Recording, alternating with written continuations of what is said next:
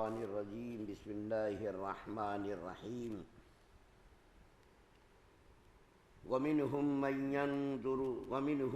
ينظر إليك فأنت تهدي العمي ولو كانوا لا يبصرون إن الله لا يظلم الناس شيئا ولكن الناس أنفسهم يظلمون ويوم يحشرهم كأن لم يلبثوا إلا ساعة من النهار يتعارفون بينهم قد خسر الذين كذبوا بلقاء الله وما كانوا مهتدين۔ اور ان میں سے کچھ وہ ہیں جو تمہاری طرف دیکھتے ہیں مگر دل میں انصاف نہ ہونے کی وجہ سے اندھوں جیسے ہیں، تو کیا تم اندھوں کو راستہ دکھاؤ گے چاہے انہیں کچھ بھی دکھائی نہ دیتا ہو؟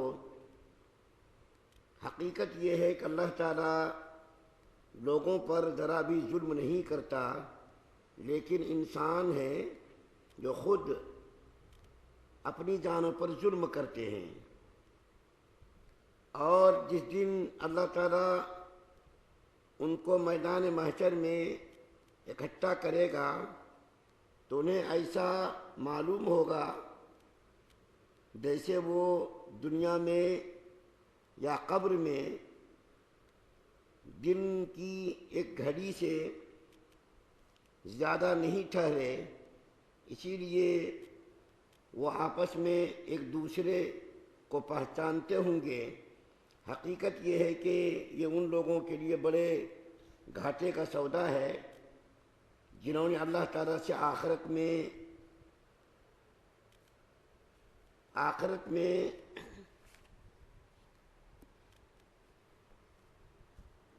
بڑے گھاٹے کا سودا ہے جنہوں نے جا ملنے کو جھٹلایا ہے اور راہ راست پر نہیں آتے۔ سورہ یونس کی 43، 44، 45 نمبر کی آیات آپ کے سامنے پڑھی گئی ہے۔ پہلی آیت کریمہ میں اللہ تعالیٰ فرماتے ہیں یہ کافر لوگ، مشرکین لوگ آپ کی باتوں کو کان لگا کر کے سنتے ہیں، لیکن سننے کا مقصد یہ نہیں ہوتا ماننا ہے، ماننے کی اس کے اندر طلب ہی نہیں ہوتی، خواہش ہی نہیں ہوتی، صرف سنتے ہیں وہ لوگ۔ اور جیسے کہ اندھے لوگ، بہرے لوگ، کانے لوگ ہوتے، اندھے لوگ دیکھتے نہیں، بہرے لوگ سنتے نہیں، اسی طریقے سے ان کافروں کا، مشرکوں کا بھی حال ہے کہ یہ لوگ آپ کی طرف کان لگا کر سنتے ہیں لیکن ماننے کے جذبے کے تحت نہیں، ماننے کی خواہش اور ماننے کی طرف دے کر کے نہیں سنتے، ماننا اس کا ارادہ ہی نہیں ہوتا۔ تو کیا ایسے لوگوں کو آپ راہ راست پر لائیں گے؟ مطلب یہ کہ ایسے لوگوں کو آپ کیا راہ راست پر لائیں گے جب ان لوگوں کے دلوں پر مہر ہی لگ گئی ہے، جب اس کے اندر کوئی خواہش ہی نہیں ہے، ماننے کا جذبہ ہی نہیں ہے، تو ایسے لوگوں پر راہ راست پر لانا تو مشکل ہے۔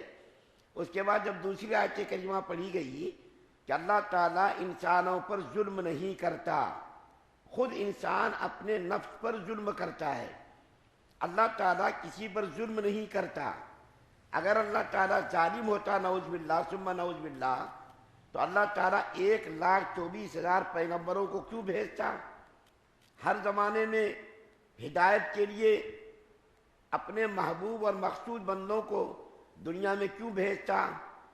اور اللہ تعالیٰ نے جب ان بندوں کو بھیجا تو ان بندوں کے ساتھ لوگوں نے کیا رویہ اختیار کیا، ان کے ساتھ لوگوں کا کیا سلوک رہا؟ اس کے باوجود اللہ تعالیٰ نے آدم علیہ السلام سے لے کر نبی کریم صلی اللہ علیہ وسلم تک 1,24,000 پیغمبروں کو بھیجا تاکہ لوگ راہ راست پر آ جائیں۔ اگر اللہ تعالیٰ ظلم کرنا چاہتے تو کسی کو بھی راہ راست پر لانے کے لیے پیغمبروں کو نہ بھیجتے کہ تم جانو، تمہارا کام جانے۔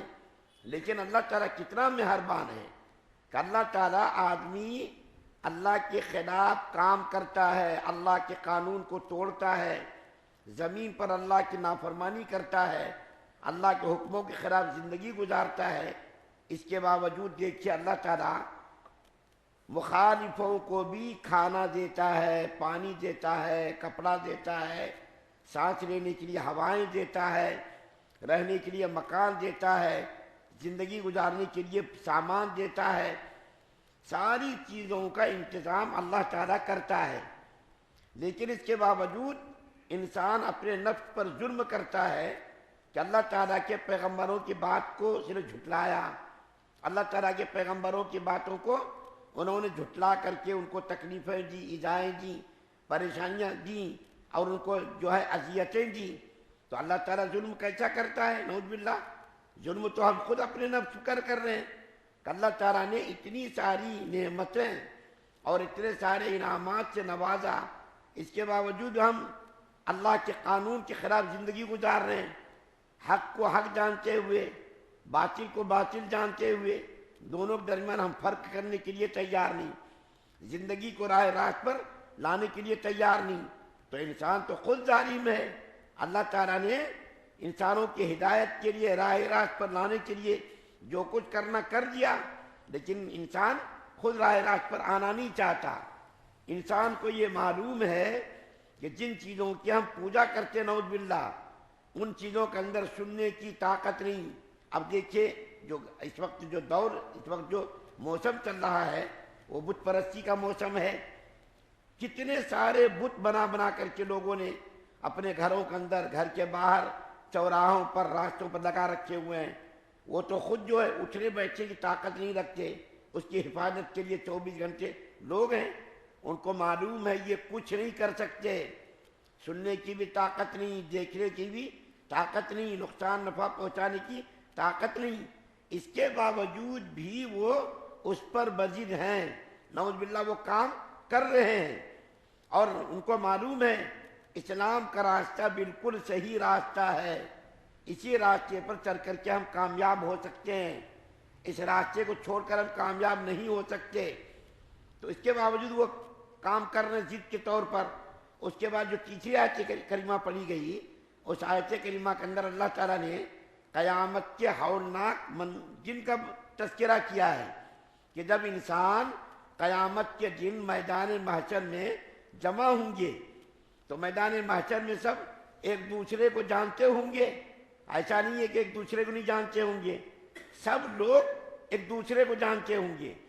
وہ جب میدان محشر میں جمع ہوں گے تو ان کو ایسا معلوم ہوگا کہ دنیا میں ہم صرف ایک گھڑی زندہ رہے، دنیا کی زندگی آخرت کے مقابلے میں بالکل ایسا ہے جیسا کہ سمندر کے مقابلے میں ایک قطرہ۔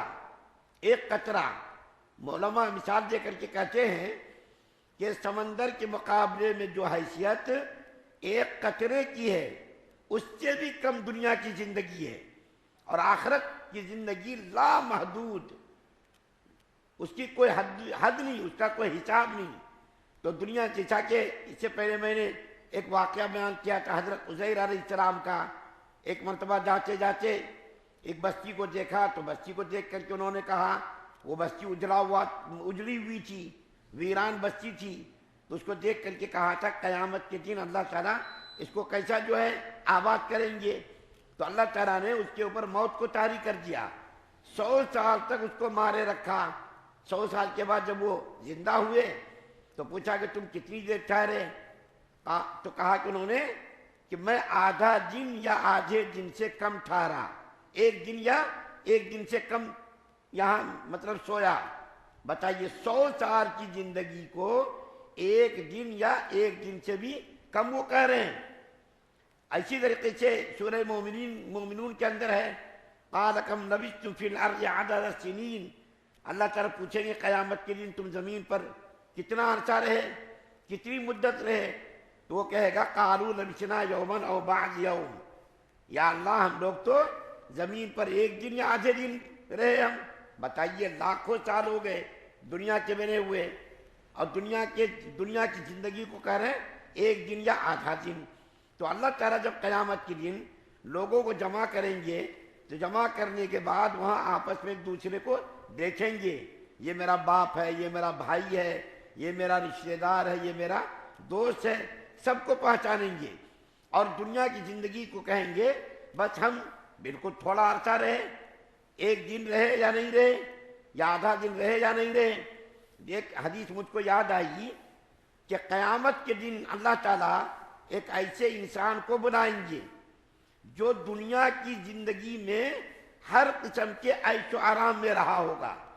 سب سے زیادہ دنیا میں عیش و آرام میں، سکون میں، راحت میں زندگی اس نے گزاری ہوگی.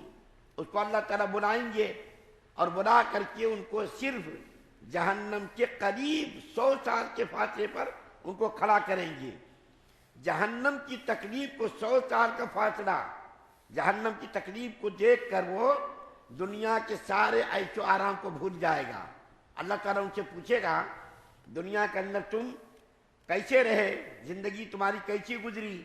تو وہ کہے گا یا اللہ دنیا میں تو میں بالکل تکلیف میں رہا، ایک لمحہ بھی مجھ کو سکون نہیں ملا.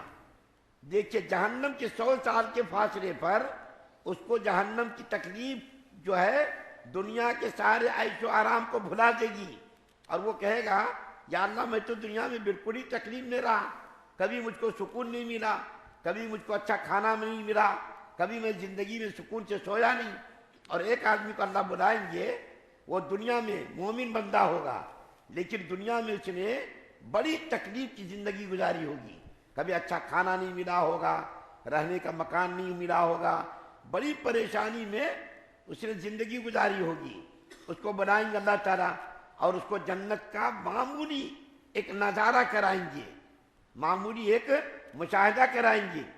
جنت کے اس معمولی مشاہدے کو دیکھ کر دنیا کی ساری تکلیف وہ بھول جائے گا. اللہ تعالیٰ ان سے پوچھیں گے دنیا میں تم کیسے رہے؟ تو کہے گا یا اللہ دنیا میں میں بہت ہی عیش و آرام میں رہا، کوئی تکلیف مجھ کو نہیں پہنچی، میں بہت ہی آرام میں رہا، کسی قسم کی کوئی تکلیف نہیں پہنچی. تو دنیا کی دیکھیے زندگی، یہاں کی تکلیف جہنم کی معمولی تکلیف، یہاں کی تکلیف جنت کا معمولی نظارہ دیکھ کر ساری تکلیف کو بھول جائے گا آدمی. اور یہاں کا عیش و آرام جہنم کی تھوڑی تکلیف اس کے سارے عیش و آرام کو ختم کر دے گی، غارت کر دے گی، غارت کر دے گی. تو دنیا کی زندگی کچھ بھی زندگی نہیں ہے، یہ فانی زندگی ہے اور قیامت کے دن ہمیں جمع ہونا ہے.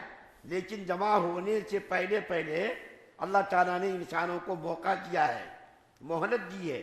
اس موقع کو آدمی استعمال کر رہے اچھے کاموں کے لیے، برے کاموں سے رک جائے، اچھے کاموں کا جو ہے وہ معمول بنا لے. اللہ تعالیٰ نے ہر انسان کو موقع دیا ہے. اگر اللہ تعالیٰ ظلم کرتا انسان کو کیوں موقع دیتا؟ اللہ تعالیٰ تو اس کے ساتھ ظلم کرتا تو اس کو کچھ بھی راہ راست دکھاتا نہیں، اس کو سمجھنے کی، سوچنے کی صلاحیت ہی نہیں دیتا. سوچنے کی، سمجھنے کی صلاحیت اللہ کی نعمت ہے، اس صلاحیت کو استعمال کرنا چاہیے. تو اللہ تعالیٰ فرما رہے ہیں یہ کم وقت لوگ مشرکین اور کفار آپ کی باتوں کو سنتے ضرور ہیں لیکن سننے کا مقصد ماننا نہیں، بلکہ وہ سن کر کے اعتراض کرنا ان کا مقصود ہے. سنتے تنقید کرنے کے لیے، اعتراض کرنے کے لیے، آپ کو اذیت پہنچانے کے لیے، تکلیف پہنچانے کے لیے. تو اللہ تعالیٰ نے نبی کریم صلی اللہ علیہ وسلم کی تسلی فرمائی ہے، کیونکہ نبی کریم صلی اللہ علیہ وسلم امت پر نہایت ہی شفیق تھے، مہربان تھے. امت کے نہ ماننے سے بڑی تکلیف ہوتی تھی.